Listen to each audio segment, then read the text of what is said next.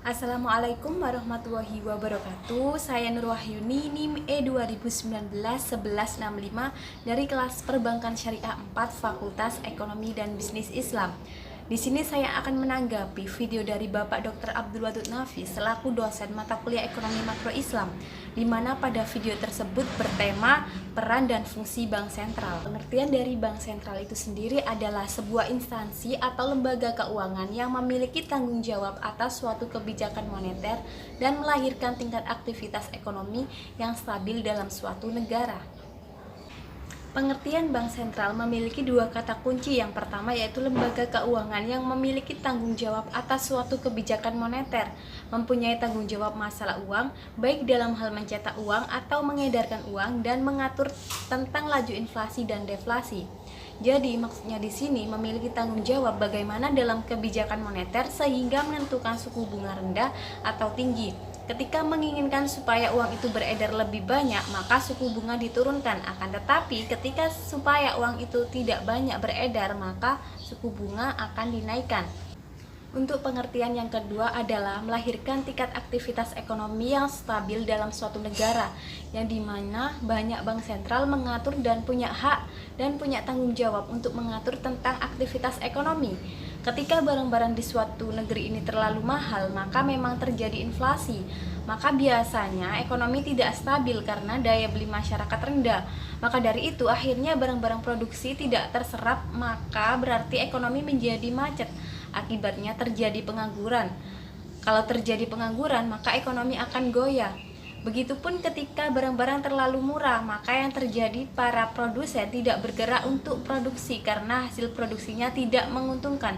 Nah, pemerintah juga mengambil bagian yang dari hal ini, bank sentral misalnya untuk bagaimana uang itu beredar lebih banyak di masyarakat sehingga daya beli masyarakat itu menjadi tinggi.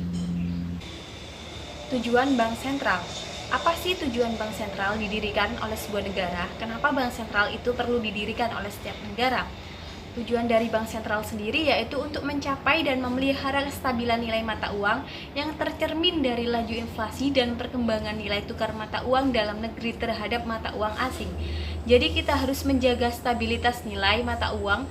Apabila negara mengalami inflasi rendah, maka nilai itu stabil, atau juga nilai tukar uang suatu negara kepada uang asing, maka itu menguat, berarti lebih bagus. Tugas bank sentral berkaitan dengan pemerintah. Yang pertama yaitu penyediaan kredit terhadap pemerintah atau menyiapkan uang yang dibutuhkan oleh pemerintah, menyiapkan uang untuk bank-bank milik pemerintah seperti misalnya di Indonesia untuk Bank BRI, Bank BNI, Bank Mandiri, Bank BCA, dan lain sebagainya. Yang kedua yaitu mengatur kas pemerintah, di mana bank sentral juga mengatur kas pemerintah, berapa triliun yang harus dimiliki pemerintah dan berapa triliun yang harus diberikan kepada masyarakat, serta berapa triliun yang dibuat biaya operasional pemerintah. Itu semua yang mengatur adalah bank sentral. Yang ketiga yaitu membantu proses lelang dan menjual surat utang negara. Misalnya melelang untuk obligasi atau pemerintah menjual surat berharga, misalnya obligasi untuk pembangunan gedung atau badan usaha milik pemerintah, lalu menjual surat berharga itu. Maka itu semua yang mengatur adalah bank sentral. Yang keempat yaitu melakukan pengedaran uang sebagai alat pembayaran yang sah. Jadi bank sentral ini yang mengatur untuk mengedarkan uang kepada masyarakat melalui bank-bank, baik bank negara maupun bank swasta. Yang kelima yaitu mempunyai hak penuh terhadap percetakan dan produksi uang. Kalau ada yang mencetak uang selain bank sentral, maka uang itu adalah uang palsu untuk negara Indonesia. Misalnya kalau ada selain Bank Indonesia yang mencetak uang, maka uang itu tidak sah atau tidak bisa diterima karena yang mempunyai hak percetakan satu-satunya adalah bank sentral. Yang keenam yaitu mempunyai hak penuh terhadap percetakan uang. Tugas bank sentral dalam perbankan yang pertama yaitu menentukan suku bunga. Suku bunga misalnya 1%, 2%, 5%, atau 6% dalam satu tahun itu adalah bank sentral yang menentukan. Misalnya ini suku bunga yang perlu dinaikkan. Kenapa? Karena uang terlalu banyak beredar di masyarakat, maka berarti nanti per tahunnya suku bunganya menjadi 8%. Karena terlalu banyak beredar di masyarakat, maka suku bunga diturunkan per tahun hanya 3%, supaya banyak orang yang meminjam uang dalam rangka meningkatkan dan menggerakkan sektor real. Yang kedua yaitu sebagai banker, sebagai kepala bank. Jadi semua bank-bank itu pimpinannya adalah bank sentral. Jadi seperti Bank BNI, Bank BRI, Bank Mandiri, Bank Jatim itu di bawah bank sentral, atau bank swasta yang terdiri dari Bank BCA, Bank Mega, dan bank-bank yang lain itu semua di bawah bank sentral.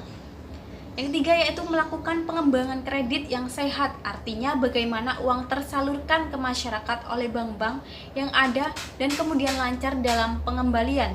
Bagaimana bank umum itu yang di bawah bank sentral ini, baik bank milik pemerintah atau bank milik swasta, itu menjalankan kredit dengan baik. Kewenangan bank sentral yang pertama yaitu untuk melakukan pengendalian moneter, yakni operasi bank terbuka, penetapan tingkat diskonto, penetapan cadangan wajib minimum, dan pengaturan kredit atau pembiayaan.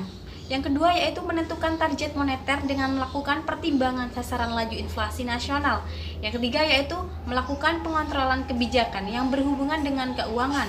Kebijakan keuangan yang dimaksud di sini yaitu yang pertama itu penerapan kebijakan diskonto, yang kedua penerapan cadangan wajib minimum, dan yang ketiga pengontrolan pembiayaan kredit. Sekian penjelasan dari saya, kurang lebihnya saya mohon maaf. Terima kasih. Wassalamualaikum warahmatullahi wabarakatuh.